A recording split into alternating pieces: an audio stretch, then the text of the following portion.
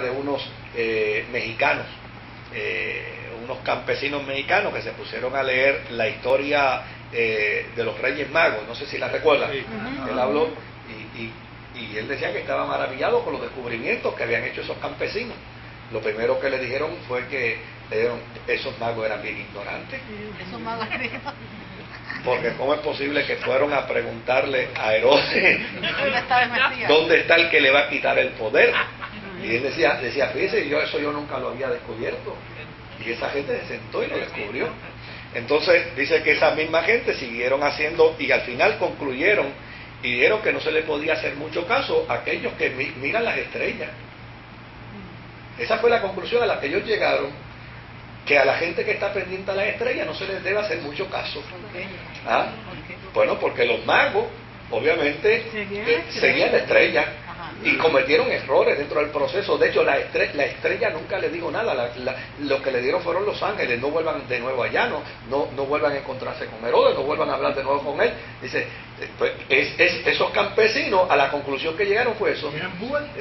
Dice que la conclusión a la que llegaron es que la enseñanza de la historia de los Reyes Magos lo que le dice es que ningún buen cristiano le debe hacer caso a los que leen las estrellas. Pues mira qué bueno. Qué buena conclusión, porque precisamente eso es lo que enseña la Escritura, que nadie debe estar siguiendo a los que leen los astros y las estrellas. Pues mire, esto era lo que planteaba Wycliffe. Ahora, con respecto a la Eucaristía, yo creo que yo no voy a poder tocar a Hus hoy, al otro. Pero con respecto a la Eucaristía, el primo. Sí, mira lo que decía, no llego. Con respecto a la Eucaristía, él decía que el concepto de la Eucaristía, tal y como lo practicaba el siglo XV, fue el resultado de una piedad popular. Y que dentro de esa piedad popular, ¿se acuerdan que hubo un tiempo en el siglo XI donde la iglesia estaba envuelta en aquellos procesos bélicos que le llamaban las cruzadas de Dios, ¿verdad? Y que la teología se había convertido en una teología ignorante, donde la gente de lo que hablaba eran de los muertos que le salían, de los espíritus que le salían, de las voces que le hablaban, de los fantasmas que se encontraban, y aquello se convirtió todo en un pandemonium teológico, acéfalo, que no tenía sentido. Pues él decía que el concepto de la Eucaristía, de la transubstanciación, fue el resultado del pensamiento de esa época, y que eso de que el pan y el vino se convertían literalmente en el cuerpo y la sangre de Cristo, eso era parte de una teología popular que la iglesia primitiva nunca practicó.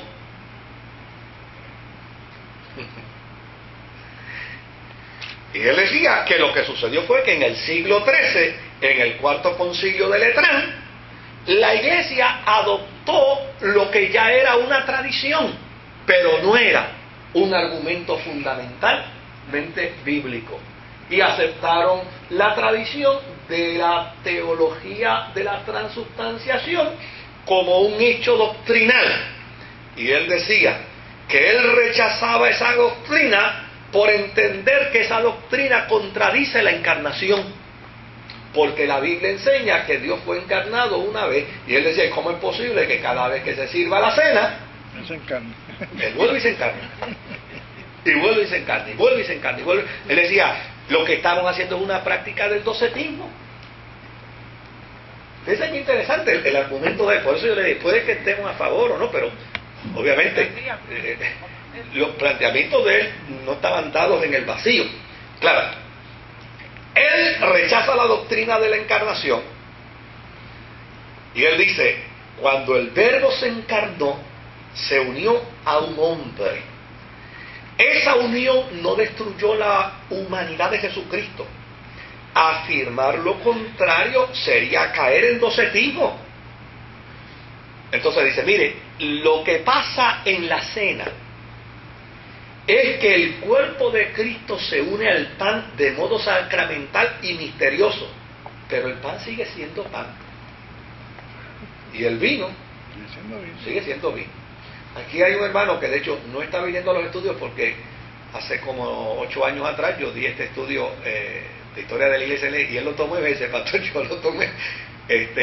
Pero era bien gracioso porque dice que, claro, yo nunca he sido católico. Como yo nunca he sido católico, yo no tengo nada contra la iglesia católica porque pues, yo nunca practiqué el catolicismo. Pero él se molestaba mucho y decía, mire, a mí las monjas me decían que yo tenía que tener cuidado porque cuando yo me echaba la hostia, si yo la masticaba le estaba mordiendo los piececitos a Jesucristo. ¿Verdad?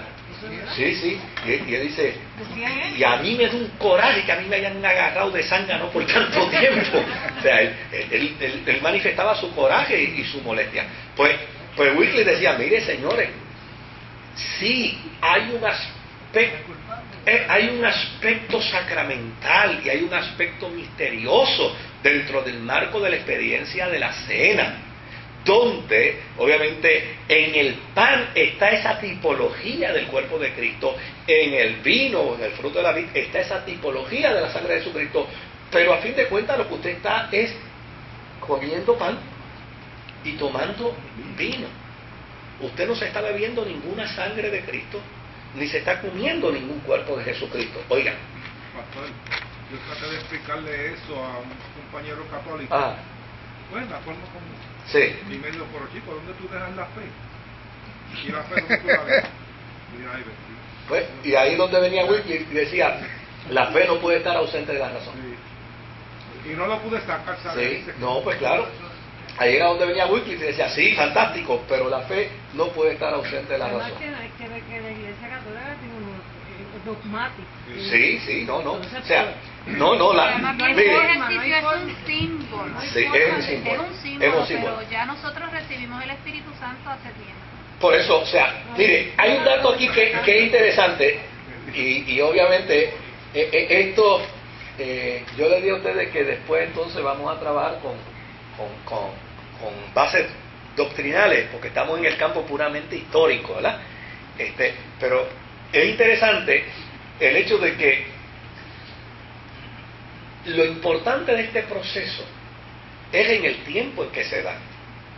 Claro, la Iglesia Católica tiene una gran ventaja, y es la ventaja de que la Iglesia Católica formó su estructura a base de una doctrina y de una tradición.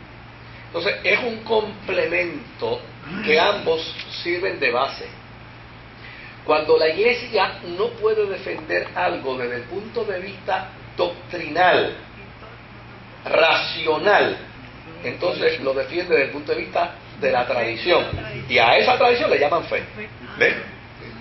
Pero realmente no es fe, es tradición, porque el principio teológico es que la fe y la razón realmente no riñen. O sea, pero sí puede reñir la tradición. Es como cuando por ejemplo, nosotros como iglesia empezamos a asumir una postura un tanto distinta a los dogmas tradicionales de la organización a la que pertenecíamos. Mi planteamiento era, yo no voy a hablar mal en contra de los dogmas, no, el que los quiera seguir, los puede seguir. Lo que yo no voy a hacer es censurar a la gente que no quiere seguir los dogmas. Es otra cosa. Eso es lo que yo no voy a hacer. Pero entonces el planteamiento era, no, hay que censurarlos.